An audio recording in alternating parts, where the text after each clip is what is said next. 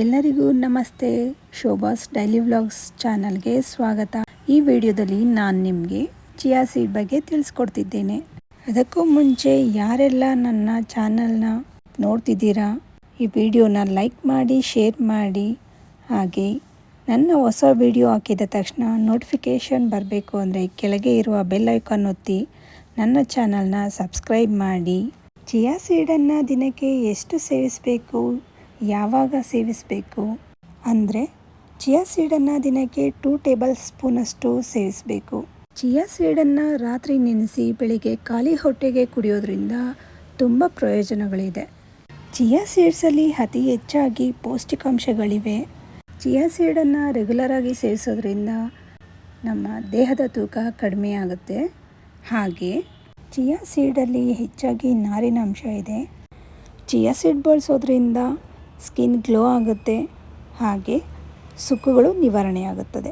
Omega 3 ಬರೀ ಮೀನಿನಲ್ಲಿ ಅಷ್ಟೇ ಅಲ್ಲದೆ ನಮಗೆ ಚಿಯಾ ಸೀಡಲ್ಲೂ ಕೂಡ ಅತಿ ಹೆಚ್ಚಾಗಿ ದೊರೆಯುತ್ತದೆ. ಸಕ್ಕರೆ ಕಾಯಿಲೆ ಮತ್ತು BP ಇರೋರು ಚಿಯಾ ಸೀಡನ್ನು ಸೇವಿಸೋದ್ರಿಂದ ಶುಗರು ಮತ್ತು BPನ ಕಂಟ್ರೋಲ್ ಮಾಡುತ್ತೆ. ಇದರಿಂದ ತುಂಬ ಅನುಕೂಲಗಳಿದೆ. ಚಿಯಾ ಸೀಡಲ್ಲಿ ಕ್ಯಾಲ್ಶಿಯಂ ಹೆಚ್ಚಾಗಿರುತ್ತೆ, ಹಾಗೆ ನಮ್ಮ ಮೂಳೆಗಳು ಗಟ್ಟಿಯಾಗಿರಲು ಸಹಾಯ ಮಾಡುತ್ತೆ. ಚಿಯಾ ಸೀಡನ್ನು ಪ್ರತಿದಿನ ಸೇವಿಸೋದ್ರಿಂದ ಕೆಟ್ಟ ಕೊಲೆಸ್ಟ್ರಾಲನ್ನು ಕಡಿಮೆ ಮಾಡುತ್ತದೆ. ಹಾಗೆ ಮುಖ್ಯವಾಗಿ ಕೂದಲು ಉದುರುವುದು ಕಡಿಮೆಯಾಗುತ್ತದೆ, ಹಾಗೂ ಕೂದಲಿನ ಬೆಳವಣಿಗೆ ಚೆನ್ನಾಗಿರುತ್ತದೆ. ಚಿಯಾ ಸೀಡನ್ನು ಯಾರೆಲ್ಲ ಬಳಸಬಾರ್ದು ಅಂದರೆ ಗರ್ಭಿಣಿ ಸ್ತ್ರೀಯರು ಮತ್ತು ಬಾಣಂತಿಯರು ಬಳಸೋದು ಅಷ್ಟು ಒಳ್ಳೆಯದಲ್ಲ. ಇದ್ರ ಜೊತೆಗೆ ಸರ್ಜರಿ ಆಗಿದ್ದವರು ಸ್ವಲ್ಪ ತಿಂಗಳುಗಳ ಕಾಲ ಚಿಯಾ ಸೀಡನ್ನು ಸೇವಿಸ್ತಲೇ ಇರೋದು ಒಳ್ಳೆಯದು. ಚಿಯಾ ಸೀಡನ್ನು ಬೆಳಗ್ಗೆ ಖಾಲಿ ಹೊಟ್ಟೆಗೆ ಮಾತ್ರ ತಗೋಬೇಕಾ ಅಂತ ನೀವು ಕೇಳಬಹುದು. ಹಾಗೇನಿಲ್ಲ, ಮಧ್ಯಾಹ್ನ ಅಥವಾ ಸಂಜೆ ಅಂದರೆ ರಾತ್ರಿ ಊಟಕ್ಕೆ 1 ಅವರ್ ಮುಂಚೆ ಇದನ್ನು ತಗೋಬಹುದು. ಚಿಯಾ ಸೀಡನ್ನು ಪ್ರತಿದಿನ ಸೇವಿಸೋದ್ರಿಂದ ಸಣ್ಣ ಆಗ್ತಾರಾ, ಇಷ್ಟು ಮಾಡಿದ್ರೆ ಸಾಕ ಅಂತ ನೀವು ಕೇಳ್ಬೋದು. ಖಂಡಿತ ಇಲ್ಲ, ಇಷ್ಟೇ ಮಾಡೋದ್ರಿಂದ ಯಾವುದೇ ಕಾರಣಕ್ಕೂ ಸಣ್ಣ ಆಗೋದಿಲ್ಲ. ಕೆಲವೊಂದು ಪ್ರಯೋಜನ ಇದೆ, ಆದರೆ ಬಿಳಿ ಪದಾರ್ಥಗಳಾದ ಅನ್ನ, ಹಾಗೆ ಸಕ್ಕರೆ ಮತ್ತು ಮೈದಾ ಹಿಟ್ಟನ್ನು ಬಳಸೋದನ್ನು ಕಮ್ಮಿ ಮಾಡಿದ್ರೆ ನಮ್ಮ ಆರೋಗ್ಯದ ದೃಷ್ಟಿಯಿಂದನೂ ಒಳ್ಳೆಯದು. ಹಾಗೆ ತೂಕ ಕಡಿಮೆ ಆಗೋದ್ರಲ್ಲಿ ತುಂಬ ಉಪಯೋಗ ಆಗುತ್ತೆ. ಚಿಯಾ ಸೀಡ್ಸ್ನ ಪ್ರಯೋಜನ ಸಿಗಬೇಕು ಅಂದರೆ ಇದನ್ನು ರೆಗ್ಯುಲರಾಗಿ ಬಳಸಬೇಕು. ಹಾಗೆ ಸ್ವಲ್ಪ ದಿವಸಗಳು ಬಳಸಿ ಸುಮ್ಮನೆ ಆದರೆ ಇದರಿಂದ ಯಾವುದೇ ರೀತಿ ಪ್ರಯೋಜನ ಆಗೋದಿಲ್ಲ ಮತ್ತು ನಮ್ಮ ದೇಹದ ತೂಕ ಕಡಿಮೆ ಆಗೋದಿಲ್ಲ.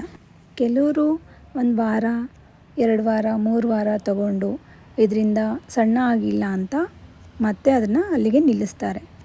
ಆದರೆ ಇದನ್ನು ರೆಗ್ಯುಲರಾಗಿ ಸ್ವಲ್ಪ ತಿಂಗಳುಗಳ ಕಾಲ ಬಳಸೋದ್ರಿಂದ ಹೆಚ್ಚು ಪ್ರಯೋಜನ ಸಿಗುತ್ತೆ. ಇದರ ರಿಸಲ್ಟು ಕೂಡ ನಿಮಗೆ ಗೊತ್ತಾಗುತ್ತೆ. ಚಿಯಾ ಸೀಡ್ ಬಳಸೋದ್ರ ಜೊತೆಗೆ ಪ್ರತಿನಿತ್ಯ 1 ಅವರ್ ಬೆಳಗ್ಗೆ ಅಥವಾ ಸಂಜೆ ವಾಕಿಂಗ್ ಮಾಡೋದು, ಹಾಗೆ ಇದ್ರ ಜೊತೆಗೆ ಕೆಲವೊಂದು ಯೋಗಾಭ್ಯಾಸಗಳನ್ನು ಮಾಡಿಕೊಂಡ್ರೆ ಇನ್ನೂ ಹೆಚ್ಚು ಪ್ರಯೋಜನ ಆಗುತ್ತೆ.